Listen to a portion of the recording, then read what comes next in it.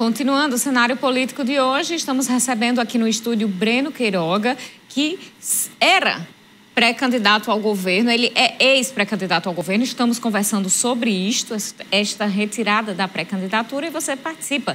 Tem pergunta para Breno? Manda para a gente. Pode mandar também qualquer outro assunto de política que você esteja acompanhando, esse processo pré-eleitoral. Então, participe e contribua com o programa desta quarta-feira aqui com a gente. São explicações importantes porque você que assiste aqui a gente, às vezes pode parecer meio que uma ruptura, né? Você que acompanha de fora.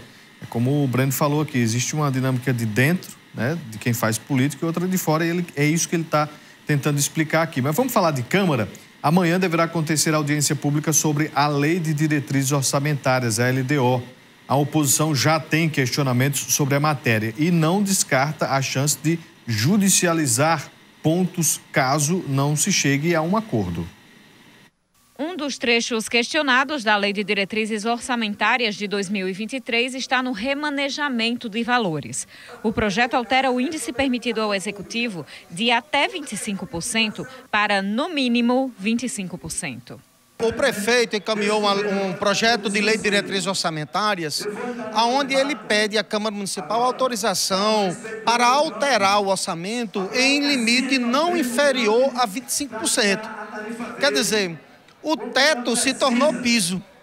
O teto de 25%, que já era muito alto, inclusive questionado por TCE, questionado pelo Ministério Público, agora se tornará piso. O prefeito, na realidade, está querendo executar o orçamento independentemente daquilo que é aprovado na Câmara Municipal de Mossoró. Segundo a oposição, não existem precedentes deste limite em outras prefeituras. Se em Mossoró for aprovado como proposto pelo Executivo, o prefeito poderá alterar todo o orçamento aprovado pelos parlamentares. Desde quando eu iniciei aqui, já estou no terceiro mandato, há 10 anos, sempre se utilizou 25%. Mas isso não quer dizer que vai prevalecer. Vamos analisar, vai haver uma audiência pública para discutir todos esses pontos observados tanto pela oposição como situação, e nós vamos tentar, lógico, construir uma peça que não traga prejuízo para o parlamento. Um outro ponto é a exclusão de instituições não governamentais no destinamento do orçamento impositivo. Tirando a autonomia dos vereadores de mandar essas emendas, de destinar essas emendas para ONGs, associações, fora do orçamento do município. Então eles estipularam que essas emendas impositivas só teriam como ir para o caixa do município. E a gente entende que é necessário que os vereadores eles possam encaminhar essas emendas para essas ONGs, associações como a PAI, como a Liga do Câncer, associações filantrópicas que já existem justamente pela deficiência do poder público. Esta situação pode gerar polêmica entre as bancadas na Casa Legislativa durante a tramitação da LDO. A gente pediu agora um relatório, por exemplo, a PAI que está aqui, saber os últimos 10 anos que ela, qual seria a perda desses últimos 10 anos, para que a gente possa levar para o Executivo. Lógico, o intuito do Executivo não é penalizar e prejudicar as instituições. A gente não vê como razoável e vamos discutir na audiência pública, inclusive já vamos colocar emendas também para suprimir esses artigos e caso passe com a maioria a gente vai ingressar na Justiça. Isso que o prefeito está pretendendo fazer não tem similar no governo federal, não tem similar no governo do Estado. Vai ser uma inovação e a gente espera que a Casa Legislativa possa reverter essa decisão do prefeito ou que a gente consiga fazê-lo na Justiça. Tá vendo, né? Essa LDO parece que vai ser mais movimentada ainda do que se costuma ao longo dos anos, ao longo das gestões. Vamos ver. Pelo que eu senti ali, Vonúvio, essa questão do remanejamento deverá ser conversada entre as bancadas. Agora, eu não, pelo que entendi, pelo que conversei ali nos bastidores, acho que essa questão em relação às instituições não governamentais deve permanecer. A bancada governista parece que esta parte aí não está aberto a conversar. Então, vamos esperar e trazer para você todas as informações. Amanhã tem a audiência pública e depois vai ter todas as discussões em relação às emendas. É aí que a discussão pega. E foi aprovada na Câmara de Mossoró também hoje a criação de uma frente parlamentar em defesa dos direitos da pessoa com deficiência. A frente deve reunir vereadores e representantes da sociedade civil. O vereador Tony Fernandes é o autor da matéria e deve presidir o grupo.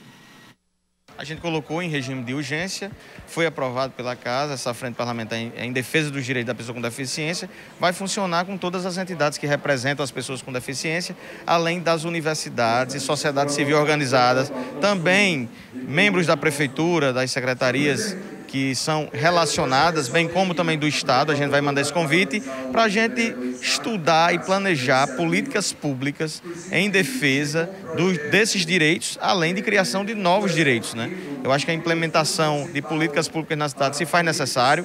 Há um déficit muito grande em relação a essas políticas. A gente tem muitos déficits em várias áreas, principalmente de acessibilidade, mobilidade, de inclusão. Então, são essas pautas e essas causas que a gente vai discutir com todas as entidades que fazem parte, desde o Conselho da Pessoa com Deficiência, a Associação dos Surdos, a Associação que defende os autistas, entre outras. Todas elas vamos sentar mensalmente para discutir e planejar essas ações. A gente vai seguir acompanhando, claro, todas as atividades da Câmara de Mossoró.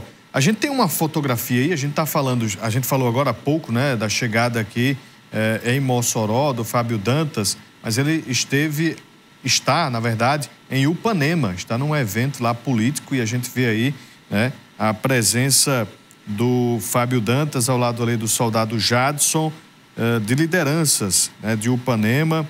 Tem também ali o vereador de Apodi. Enfim, está acontecendo essa apresentação aí do pré-candidato ao governo Fábio Dantas aqui no interior do Rio Grande do Norte. Gilvan Alves, né? Ao lado dele, o vereador T, presidente da Câmara de Açu. Então tá aí, é um encontro realmente regional. Então, inicia esse processo todo aí de apresentação do Fábio Dantas. Eu já tenho aqui uma pergunta pro Kelps.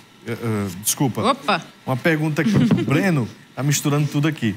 Mas é o seguinte, é porque tem a ver com o Kelps, né? Em 2018, o Kelps, ele estava ali também na presidência, na liderança do Solidariedade. E aí, em um determinado momento, né, Cloriza, que era a pré-candidata do Solidariedade ao governo do Estado, ela foi preterida e entrou ali o Breno Queiroga como candidato ao governo do Estado, foi quem participou do pleito. Agora, em 2022, 4 anos depois, Breno foi preterido e entrou o Fábio Dantas. Por que dessa mudança? É uma pergunta que é muito feita, mas eu queria que você pudesse explicar essa dinâmica lá de 18 e agora de 22, dentro destas escolhas. É até uma oportunidade, né, de falar da realidade de 2018, né, que sempre tem esse questionamento. Na época que, em 2018, Kelps era pré-candidato ao governo. E eu elaborei e coordenei o plano de governo com Kelps. Então, eu andei ao Rio Grande do Norte apresentando o plano de governo com Kelps, na pré-candidatura. E nessa época que eu estava elaborando o plano de governo e rodando com Kelps no Estado, a Cloriza, ela não era nem filiada ao partido ainda.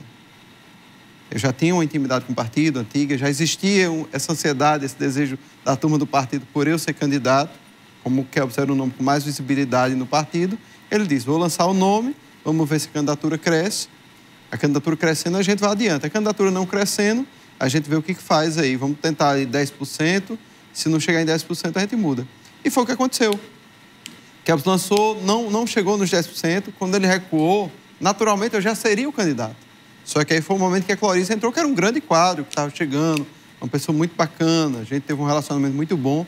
E aí Cloriza demonstrou o desejo de ser candidata também. Como eu já estava pré-candidato, e aí onde tem essa divergência da informação, ficaram os dois pré-candidatos. E aí começou uma caminhada interna, a gente teve que parar mais 15 dias. Cloriza pegou o contato de todos os membros da executiva e ela entrou em contato com todos eles e iniciou uma disputa interna do partido para escolher esse nome. E na época, não estou dizendo nem que a Cloriza não ganharia, mas como o período ali era de 15 dias para ela conhecer todo mundo, se apresentar, e como eu já tinha uma intimidade maior com o partido há muito tempo, naturalmente não aconteceu do grupo escolher a Cloriza, né? Porque o Partido de Solidariedade é um partido mesmo, sabe? tem essa discussão. É tanto que quando o Fábio lançou essa ideia agora de conseguir unir a oposição toda, ele não chegou e disse que era candidato. Eu disse, olha, se quando você conseguir, a gente senta e vê, de fato, se a melhor coisa é o seu nome com esse apoio todo, se é nosso modelo de pré-candidatura, e a gente discute. E foi o que a gente fez. Sentamos à mesa, apresentamos esses 2 cenários, e realmente era muito complicado dizer para o partido que rejeitasse tanto apoio, tanto tempo de TV, tantos partidos aliados. E ficaria esquisito para mim, era egoísmo de minha parte, querer que o partido começasse uma disputa interna. Então, por isso que eu passei o bastão para o Fábio. Tem muita gente que pergunta isso. Por que foi Fábio? Por que não Breno, né? Eu até digo, eu sou até mais bonito que Fábio. Mas, assim, é porque o Fábio já tem um relacionamento mais antigo com o Rogério Marinho, que é quem estava capitaneando toda essa oposição. Então, eles tinham uma relação mais antiga.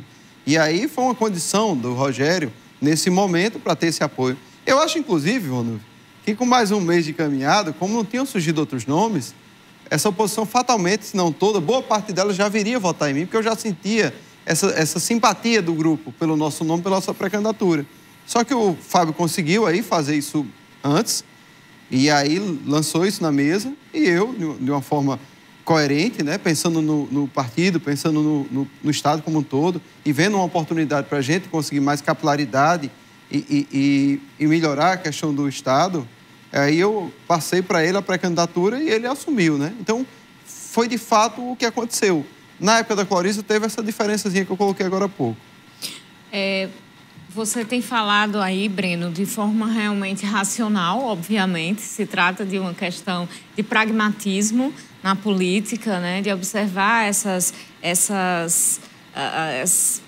minuciosidades de quem conseguiu reunir, a questão toda racionalizada. Mas o sentimento, Breno, de quem vinha fazendo há muitos meses esta campanha, esta pré-campanha, como você vinha... Você chegou aqui muitas vezes a dizer, estou tentando viabilizar para provar para o meu partido que eu posso, que eu sou capaz. Qual foi o sentimento de ter que retirar a candidatura? De fato é um sentimento muito ruim, né? Não é uma coisa bacana. A gente está muito envolvido. Eu venho estudando no Rio Grande do Norte há muito tempo e você faz um relacionamento muito grande com muitas pessoas. A grande dificuldade que eu tive, e tenho até hoje, tem muita gente até hoje que acha que eu sou pré-candidato. Que foi muito rápido, né? Então, eu tive que ligar para muita gente para explicar. E tinha muita gente, Breno, mas não tem como a gente mudar de partido, você manter a pré-candidatura, aquela história toda. Eu disse, olha, além de isso não dá nem para discutir, porque já passou o prazo de filiação, então não tem nem o que pensar sobre mudar de partido e continuar a candidatura. Infelizmente, não tem essa opção aí. Mas, de fato, fica assim, eu particularmente, pessoalmente, Breno, muito triste, era um projeto antigo, a gente se envolve, mas aí a gente tem que pensar...